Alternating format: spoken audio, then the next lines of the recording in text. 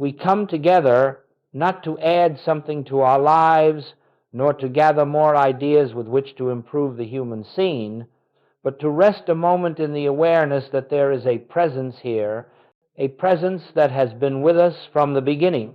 If there is any purpose in our being together, it is to remember that the harmony we seek cannot be established by human effort, and the peace we long for cannot be secured by personal striving. For centuries, the world has labored under the belief that through enough thought, enough planning, enough force of will, life can be reshaped into something whole. Yet each attempt, no matter how sincere, leads only to further restlessness, because that which is born of human effort must be maintained by human effort, and therefore never brings freedom. As we sit here, let us acknowledge honestly that every one of us has tried, at some time, to repair our lives through our own strength. We have tried to change people, to adjust circumstances, to rid ourselves of fear, to pray for conditions to be altered, and yet, if we look carefully, we discover that no matter how much repairing we have done, the root of our unrest remains untouched. We have been working in the realm of effects where nothing real can be changed, because effects have no life of their own. They are but shadows of belief. The infinite way reveals a simple but revolutionary truth. The moment we attempt to fix anything, we have already accepted the problem as power. The moment we begin to struggle, we have already admitted that there is something apart from God that must be corrected. And so the spiritual path begins not with effort, but with release.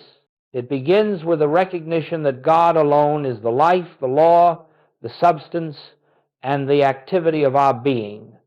There is no other power at work. Let us then enter this hour with a new willingness not to change the outer picture, but to rest inwardly in that quiet assurance that the presence which formed us, maintains us, and lives us is here, functioning as our very being.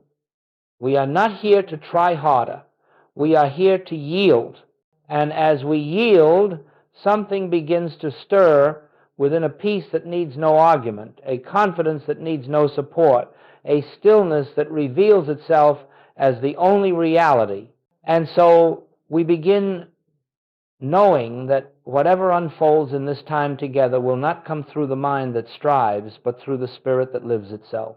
As we go on with this work, it becomes increasingly clear that the human mind, by its very nature, cannot touch the realm of spirit. It is not because the mind is bad, nor because it is unworthy, but because the mind functions only within the field of effects, and spirit operates at the level of cause. When we attempt to fix, correct, or improve the outer picture, we are unknowingly trying to manipulate the shadows while remaining unaware of the light from which they arise. And so no matter how diligent the effort, no matter how intense the desire, our attempts to rearrange the shadows leave us exhausted, for we have never touched the source. You may notice that the more you struggle with a problem, be it a physical condition, a financial concern, a relationship difficulty, the more substantial it seems to become. Why is that? It is because the moment you attempt to correct a condition, you have given it reality. You have granted it a power of its own. You have acknowledged it as something apart from God that must be subdued or conquered. And in that very act, you have moved out of spiritual awareness into the belief of two powers, a good power that you seek and an evil power that threatens. Now consider for a moment what happens when we operate from that duality. The mind becomes tense, anxious, creative in its fears. It begins to speculate, to judge, to analyze, to project. All of this activity is but a sign that we have accepted the appearance as true and are now working with it on its own level. But truth is never found on the level of appearances. Truth is found only when we retire from the battle and return to the realization that God is the only presence and the only power functioning anywhere. Human fixing always fails because it begins with a false premise. It begins with the belief that something has gone wrong in creation. It begins with the assumption that our task is to repair the handiwork of God or to add something to the completeness of divine being. But the spiritual reality is that nothing God has created can be improved, and nothing unlike God has ever been formed. The entire structure of fixing rests upon illusion, and so in this work we are asked to lay down the tools of the human mind, not because they are sinful, but because they are useless in the realm of spirit. We do not reach God through thinking, planning, pleading, or even through our most earnest desires. We reach God when thought becomes still, when effort is surrendered, when we recognize that the divine activity is already present and needs no assistance from us. This is not an easy realization, because the mind has been trained through centuries to believe that its task is to solve, to manage, to correct, to protect. But as long as we are engaged in the work of fixing, we are closing our ears to that still small voice which whispers, "Be still and know that I am God." Not be clever, not be strong, not be determined, but simply be still. In stillness, the false sense of a problem dissolves, not because we have conquered it, but because we have ceased granting it reality. As we continue deeper, we must remember this: anything we try to fix, we first affirm as real. Anything we release into God's presence, we allow to dissolve as illusion. Let this sink gently into your consciousness, for upon this foundation the entire spiritual life rests. As we go forward together, let us remember that all spiritual progress rests upon a single shift: turning away from the world of effects and returning to the realization of cause. Nearly the whole of human living is spent in the realm of effects, looking at bodies, finances, relationships, politics, emotions, and trying to improve them. Yet none of these have ever been self-created. They are the outpicturings, the shadows of a deeper state of consciousness. And so long as we give our attention to the shadows, we cannot see the light from which they arise. This is why the world exhausts itself with endless attempts to fix, correct, and reform outer conditions. It has never understood that the outer is but the product, never the producer. And so the first step in spiritual awakening is to acknowledge quietly and sincerely, I will no longer accept effects as cause. I will no longer grant power to that which is merely appearance. This is not a statement to convince the mind. It is a recognition that dawns as one sees that what the senses report is never the whole story. There is only one cause, and that cause is God. God is the only law, the only substance, the only activity, the only power. When we hold this in awareness, not as a mantra, not as an affirmation, but as a realized truth, then we begin to perceive the nature of the world differently. We no longer approach a problem with the assumption that something outside is acting of its own accord. Instead, we recognize that everything appearing in our experience is but the picture taken of our consciousness. It has no life, no will, no substance apart from the consciousness beholding it. And so the inner work becomes very simple: turning away from the picture and resting in the source. We do not deny appearances, that would be foolish. We do not fear them, that would give them power. We simply refuse to work with them, refuse to grant them causation. For appearances are not cause, they have never been cause, they can neither bless nor harm. They have only the life we unconsciously lend them. The moment we realize this even faintly, a shift takes place within, a certain peace begins to replace agitation. Fear loosens its grip, not because the problem is solved, but because we have ceased treating the problem as a power.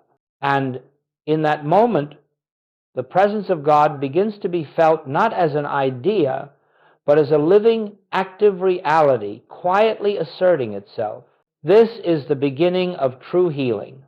Healing never takes place in the outer world. Healing is the restoration of our awareness of the one cause. And as this awareness deepens, the effects naturally reform according to the nature of their source. Harmony appears because harmony is inherent in God. Supply appears because supply is inherent in God. Peace appears because peace is inherent in God. Do not look to the outer for change. Rest in the inner, and the outer will follow. Turn from effect to cause, and you will find that the problems which once seemed so formidable lose their substance, for they never had any reality except the one we assigned them. It is in this turning that we begin to live spiritually. It is in this turning that we step out of duality and rest in the realization of one presence.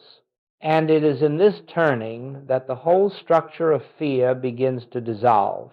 As we continue, let us come gently into the realization that the entire secret of spiritual living lies in a rest that is not of the body and not of the mind. It is the rest that comes when the personal self ceases its labor, when the mind becomes still of its own volition, and when the heart no longer reaches outward for help, but inward for recognition. This rest is not something we create. It is something we permit. The world has always assumed that answers come through struggle, through mental concentration, through effort of some kind. Yet every mystic who has touched the realm of spirit has discovered the opposite, that the presence becomes known not in striving, but in silence. When the mind stops trying to solve, when the emotions stop trying to influence, when the will stops trying to achieve, a great unveiling occurs. Grace, which has always been present, flows of its own accord. You see, God does not respond to our effort. God does not respond to our words, our pleading, or our persuasion. God is not something to be moved. God is infinite activity already in motion. It is only the mind's restlessness that hides that activity from our awareness. When the mind is busy anxiously projecting, planning, resisting, hoping, the movement of spirit is obscured. Not because God withholds itself, but because the noise of our own thoughts fills the space where God would be heard. True prayer, as we understand it in this work, is not the utterance of words. It is not asking for anything. It is not even the mental contemplation of spiritual ideas. True prayer is quiet listening. True prayer is the inner stillness in which the divine presence announces itself. When Scripture says, "In quietness and confidence shall be your strength," it states a spiritual law. When it says, "Be still and know that I am God," it gives the precise method of spiritual realization. And when Jesus said, "I can of mine own self do nothing," he revealed the secret of his healing ministry. The personal self must be silent so that the divine life may act. Rest, then, is not a passive surrender. It is the active recognition that God is already doing the work. It is the relinquishing of the belief that we must guide, control, manage, or manipulate anything within or without. It is the awareness that all spiritual power is present here and now, requiring only our stillness for its activity to be revealed. When we enter this rest, something extraordinary begins to happen. Problems lose their urgency. Fear loses its authority. The need to find answers diminishes. And a quiet assurance emerges not because we have solved anything, but because we have touched the realm in which nothing needs solving. This is the rest that allows grace to flow. Let us understand clearly. Grace is not something that begins when we become still. Grace is the eternal functioning of God. Stillness simply removes the interference. The moment our striving stops, the divine rhythm becomes evident. The moment thought quiets, harmony rises to the surface. The moment desire ceases, fulfillment becomes visible. Rest does not create spiritual good, it reveals it.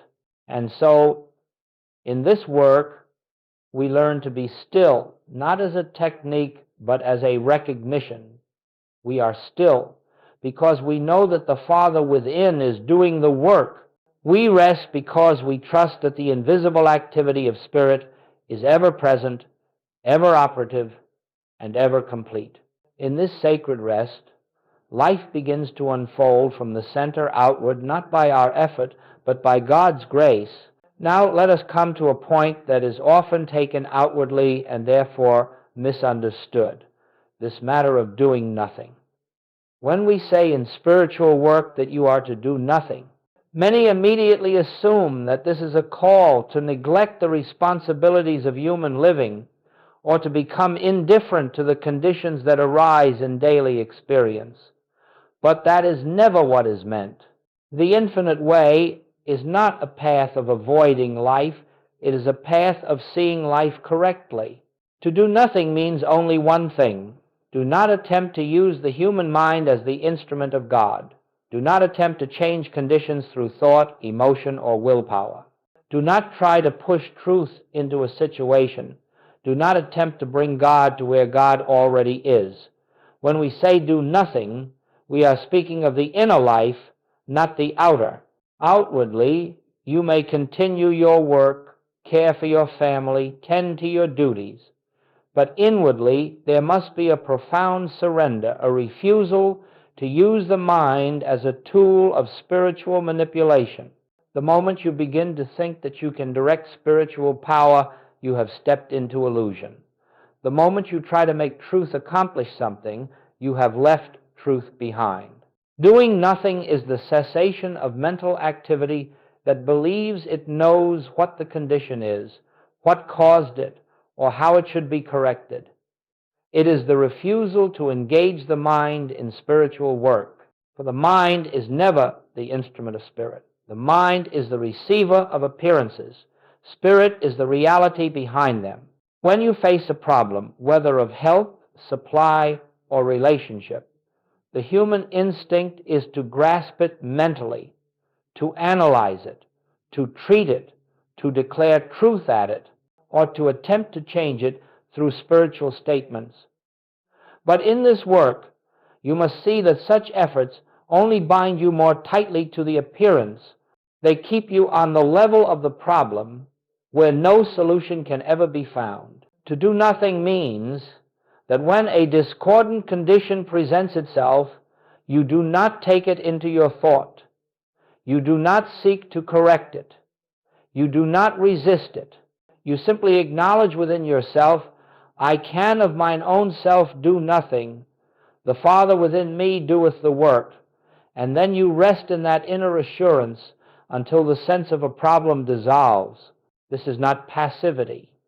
It is the most powerful activity there is. Letting God be God. Letting the divine presence reveal itself. Letting the spiritual law of harmony unfold without interference from the personal sense of I. You may find that the mind rebels against this. The intellect wants to contribute something. It wants to help. It wants to participate. But every attempt of the personal mind to help is an obstruction. It is a belief in a self apart from God.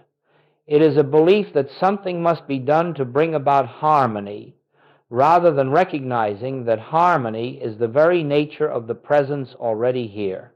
When you do nothing, you are simply stepping aside to allow the one power to function.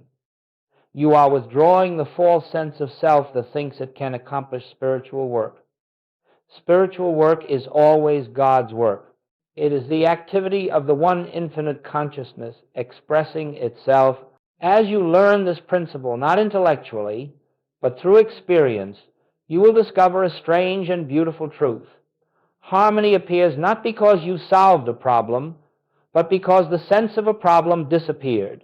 It dissolved as the mist dissolves before the morning sun, without your effort, without your thought, without your intervention.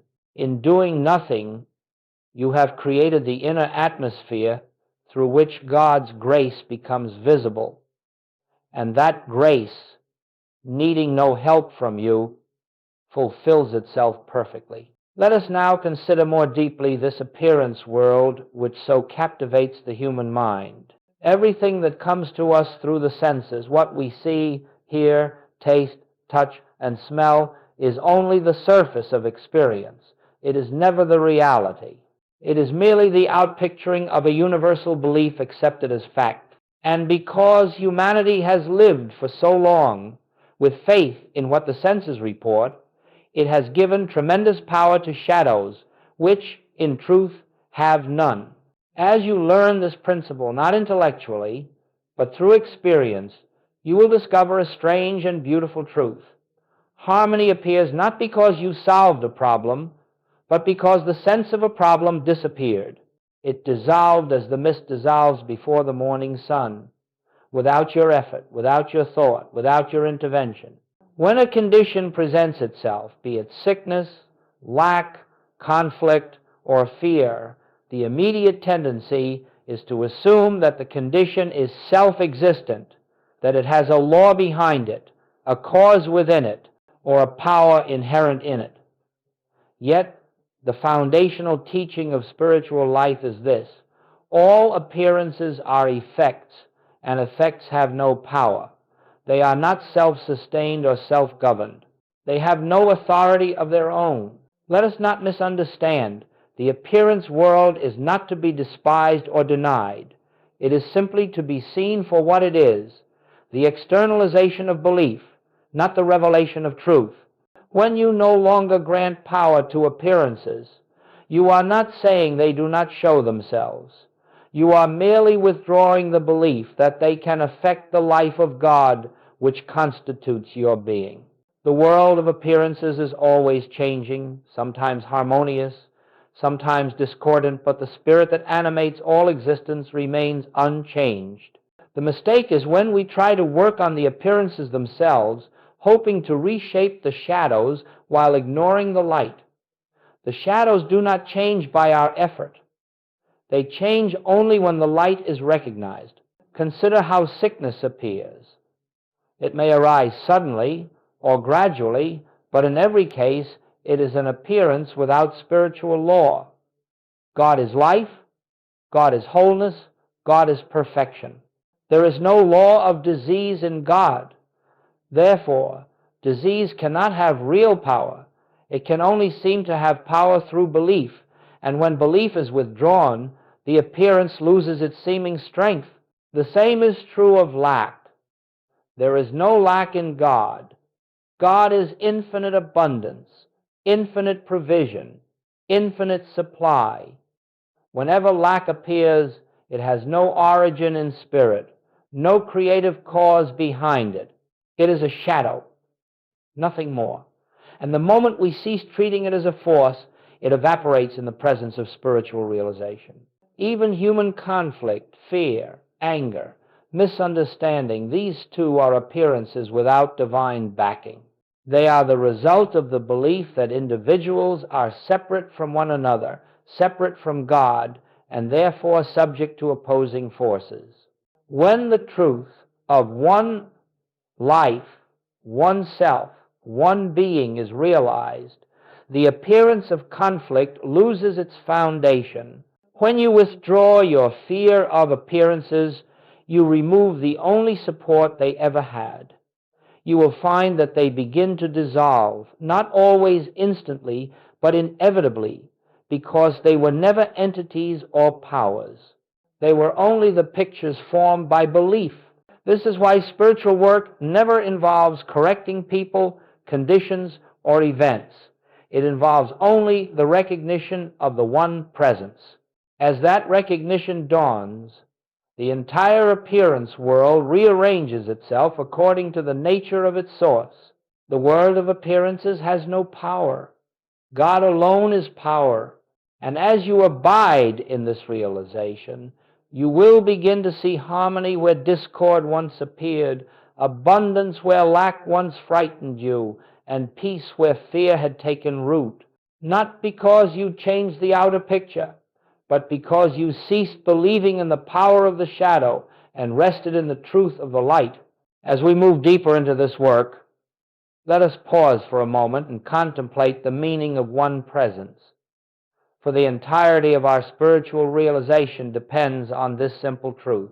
There is not a presence of good and a presence of evil. There is not a presence of health and a presence of disease. There is not a presence of abundance and a presence of lack. There is one presence only, God, infinite, indivisible, whole. And the degree to which this is felt, not merely understood, determines the measure of harmony that appears in our daily experience. Resting in one presence means that we relinquish the belief that anything else operates.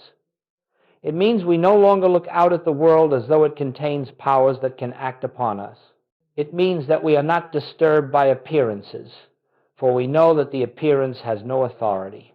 As long as we are reactive, as long as fear rises up, as long as we feel the need to resist or defend, we have not yet recognized one presence. But the moment we begin to feel within ourselves that God is the only presence here, something subtle and profound begins to happen. You will notice a softening of the mind. The tension of personal responsibility begins to loosen. The sense of needing to accomplish or secure anything starts to fade. And into that quietness, grace enters not as a dramatic event, but as a gentle assurance. Grace needs no fanfare. It is the effortless, natural activity of the divine presence appearing as harmony. Resting in one presence does not mean forcing the mind to believe something. It is not an attempt to override fear with positive thought. Rather, it is the simple, quiet recognition that wherever I stand, God is. Whatever condition faces me, God is. Whatever the appearance seems to be, God is. This recognition lifts us out of the realm of appearances and establishes us in the truth of being. In this resting, you will find that fear has nothing to hold on to. Fear exists only when we believe there is a second presence, a presence of danger, of limitation, of absence. When those false beliefs dissolve, fear dissolves with them. One presence leaves no room for fear because there is nothing left to oppose, nothing left to resist, nothing left to defend. As this awareness grows, something beautiful unfolds. The boundary between you and God begins to disappear. You no longer feel yourself seeking God, reaching for God, or waiting for God. You begin to sense that God is the very life of you, the very breath of you, the very consciousness of you. God becomes not an external helper, but the inner activity of your being. Resting in one presence does not mean forcing the mind to believe something. It is not an attempt to override fear with positive thought. Rather, it is the simple, quiet recognition that wherever I stand, God is. Whatever condition faces me, God is. Whatever the appearance seems to be, God is. This recognition lifts us out of the realm of appearances and establishes us in the truth of being. And so, resting in one presence is the doorway to spiritual living. It is the foundation of healing. It is the essence of peace. When you rest in this awareness, you will find that harmony appears not because you have changed conditions, but because you have recognized the one behind all conditions. And in that recognition, the appearance world aligns itself with the truth of the presence that governs all. This is the moment when grace begins not because God has suddenly appeared, but because you have ceased clinging to a false sense of self. Grace has always been functioning, but the noise of personal striving drowned it out. When that noise subsides, the presence makes itself known not as a thought, not as a feeling, but as a quiet certainty that all is well, all is sustained, all is fulfilled. This is the true beginning of grace. It is the moment when God becomes more real to you than the appearance, when the invisible becomes more substantial than the visible, when the inner assurance becomes the law of your being, and from this resting place, life unfolds naturally, without strain, without fear, without the endless search for solutions, because you have discovered the one presence that is the solution to everything. The visible world is not a world of causes. It is a world of effects. It is the picture formed by the state of our consciousness in the moment. And so, when you look upon your experience and see harmony, it is not because something has been fixed out there, it is because something has been revealed within. Likewise, when discord appears, we are not seeing a power in the condition, we are seeing a momentary absence of spiritual awareness. Now, let us be very clear. The invisible is always present. God is always present. The kingdom of God is always functioning. What we call demonstration is merely the point at which this invisible activity becomes visible to us. But the activity itself never begins, it never changes, it never increases or decreases. It is eternally complete. The mistake we often make is to attempt to change the visible world. But the visible does not change by manipulation, it changes by revelation. When your consciousness recognizes the presence of God as the only power, the only substance, the only reality, then the outer picture aligns itself with that realization. It cannot do otherwise because it has no life of its own. It is only the image cast by the light of your awareness. You will notice that harmony often appears quietly, without fanfare. A problem that seemed large simply recedes. A condition that frightened you loses its sense of power.